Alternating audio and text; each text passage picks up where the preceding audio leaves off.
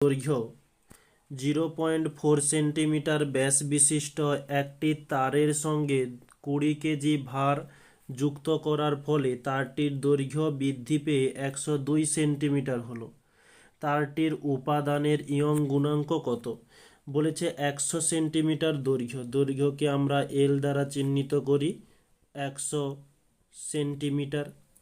0.4 centimetre ব্যাস বলেছে, ব্যাস, তাহলে ব্যাস সমান 0.4, তাহলে ব্যাসার্ধ আর সমান কত হয়ে যাবে? 0.4/2, 2 দিয়ে করলে 2 দুগুণে 4 পাচ্ছি 0.2 সেন্টিমিটার।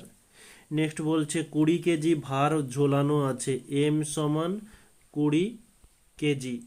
বলছে তারের দৈর্ঘ্য বৃদ্ধি পেয়ে হয়েছে 102। বৃদ্ধি কিন্তু 102 বলেনি, বৃদ্ধি পেয়ে হয়েছে 102। তাহলে এটা বলতে পারি যে এল প্লাস স্মল এল এটা একসঙ্গে মিলে হয়েছে 102। তাহলে শুধু স্মল এল কত হবে? ক্যাপিটাল এলটা এদিকে মাইনাস হয়ে চলে আসে, মাইনাস ক্যাপিটাল এল, আর ক্যাপিটাল এল এর 2, ক্যাপিটাল এল এর মান হয়েছে 100, তাহলে স্মল এল পাচ্ছি কত? 2 সেন্টিমিটার। ওকে, এখানে আবার ইয়ং গুণাঙ্ক ওয়াই সমান জিজ্ঞাসা চিহ্ন বলেছে, যে ওয়াই সমান জিজ্ঞাসা চিহ্ন। এখন আমাদের এই যে সেন্টিমিটার যেগুলো রয়েছে এখান থেকে মিটারে নিয়ে যেতে হবে। তো মিটারে নিয়ে যাওয়ার জন্য 100 দিয়ে ভাগ করব, পুরোটাই কেটে গেল, থাকলো 1 এত মিটার।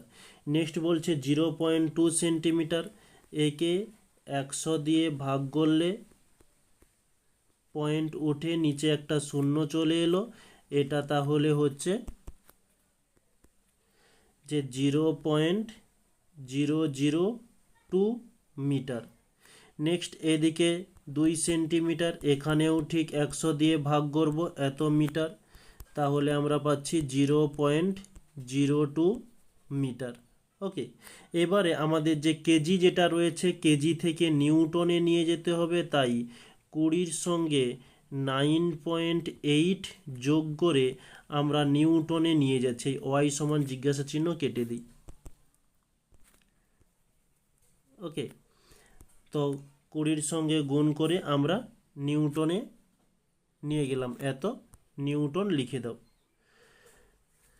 আমরা এখানে যে সমীকরণটি ব্যবহার করব, যেহেতু ওয়াই এর মান চেয়েছে, W/A by small L by capital L, একে আমরা লিখতে পারি W/A, এটা এই ক্যাপিটাল এলটা নিচে আছে, ওটা উপরে উঠে যাবে এবং স্মল এলটা থেকে গেল।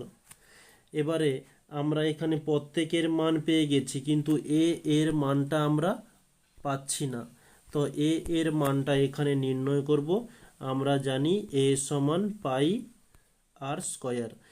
পাই মানে 22-এর 7 দিয়ে দিলাম, আর এর মান এসেছে কি 0.002, 0.002 স্কয়ার রয়েছে, তাই ওটাকে আমরা আরও একবার লিখে দিলাম।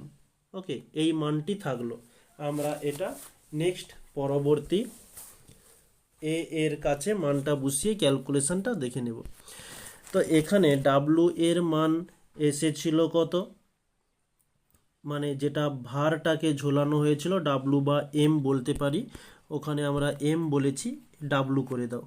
ওকে, ডাব্লু এর মান 20 ইন্টু 9.8, ক্যাপিটাল এল মান হয়েছিল 1, ইন্টু এ এর মান কত বেরিয়েছিল? যে 22 গুণিতক 0.002 গুণিতক 0.002/7 ছিল। এই 7কে আমরা উপরে তুলে দিই, ইন্টু এল মানে স্মল এল এর মান কত? 0.02। ওকে, এবারে আমরা পয়েন্টগুলোকে তুলব। উপরের পয়েন্ট তুলে দিলে নিচে 10 হয়ে যাচ্ছে, নিচের পয়েন্ট একটা তুললে উপরে একের পিঠে 3টে শূন্য, এদিকে নিচের পয়েন্ট তুললে একের পিঠে 3টে শূন্য, এদিকে তুলে দিলে একের পিঠে 2টো শূন্য। ওকে, এবারে নিচে আমরা কটা শূন্য দেখছি? একটা, মাত্র একটা। আচ্ছা 1 মিনিট একটু দেখে নিই। ওকে, একটাই আছে, একটা একটা কেটে গেল, একটা জিরো একটা জিরো। ওকে, এবারে 2 দিয়ে যদি আমরা কাটাকাটি করি, তো 2 দিয়ে দেখি, 2 একে 2, শূন্য হচ্ছে 2, 11তে চলে গেল। এরপরে এই 2 দিয়ে একবার দিয়ে দিতে পারি, এই 10কে কাটছি না যাতে আমাদের পরবর্তীতে সুবিধা হয় আর কি। 2 দিয়ে দিলে 2 4 8, 2 লং 18। ওকে, আচ্ছা পরে আরও একটা 2 রয়েছে, আমরা এই 10কে কেটেই দিই, 2 5 10। ওকে, আরও একটা 2 রয়েছে, এই 2 দিয়ে এই 5কে কেটে দিলাম।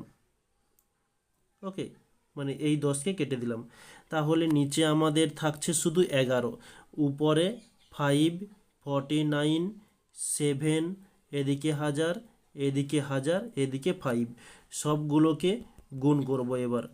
ওকে,